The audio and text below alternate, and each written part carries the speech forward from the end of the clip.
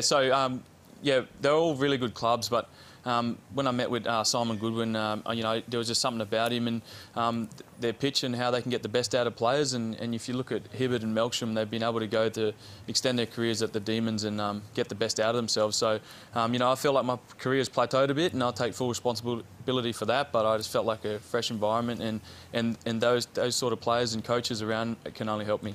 Steve, it was intriguing right throughout the trade period where it never came out that we heard Craig Cameron of the Sun say Stephen still hasn't asked for a trade. Did you not do that because you didn't want to do it in case a deal didn't get done? Yeah, you're spot on, Lloydo.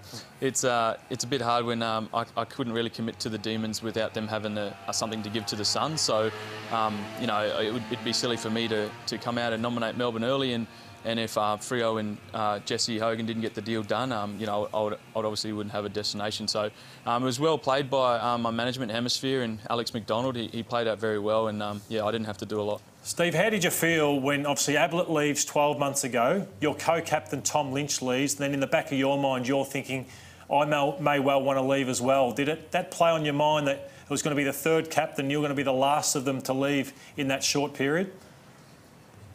No, I didn't think about that at all, but about halfway through this year, the club sat me down and wanted to know what I was doing at the end of 2019, and I couldn't give them a definite answer at the time, and so I had to think about my career and where I wanted to play, and I didn't want the club to go through another year of speculation about a captain leaving. So, after a lot of thinking and talking to all the right people, the opportunity was too great with the Demons, and I sat down with the club and Stewie Jew and John Haynes, and at the start they weren't so open with me getting traded, but after I told them about my reasons and how the club wanted to go in a different direction, we all sort of got a suitable trade out of it.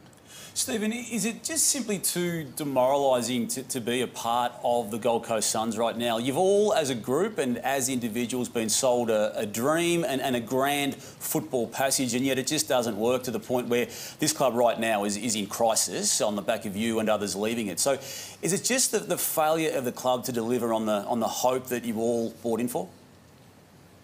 No, I wouldn't blame them. It's on us as well as players. We haven't been able to deliver on field, but they're actually, they're in a rebuild, and they're going to go to the draft, and they've got a lot of the right people at the club now. And I just felt like at 26, I'm going to be 27 next year. I'm probably going to miss their window. So it probably was a bit of a selfish decision, but I have to look after my own career, and I'm so thankful to the Suns. I've been there for 8 years, and we haven't looked like getting close to finals. So I had to think about my short-term future, but also where I see myself playing long-term, and the club wanted to head in a new direction as well. So yeah, it was just great that we were able to get a trade done. Stephen, you mentioned there earlier about your chat with Simon Goodwin. You knew then and there you wanted to play for the Melbourne Football Club. What was it about Simon and what he said that made you want to be a Demon? Yeah, I just think a lot of the offers and the pitches were about the club and where they're heading and all that stuff, but Goody was a lot about what he can get out of me as a player and what I can offer to the team, and I suppose he just made me feel really valuable, and he touched a lot about their family values and what it is to be a Demon. And it's just something that resonated with me. And from then on, I spoke to my manager, and I just felt like I've got a soft spot for the D's now. I'd never spoken to him in previous years, and this was the first time. And I just knew then and then that I want to become a Demon, hopefully.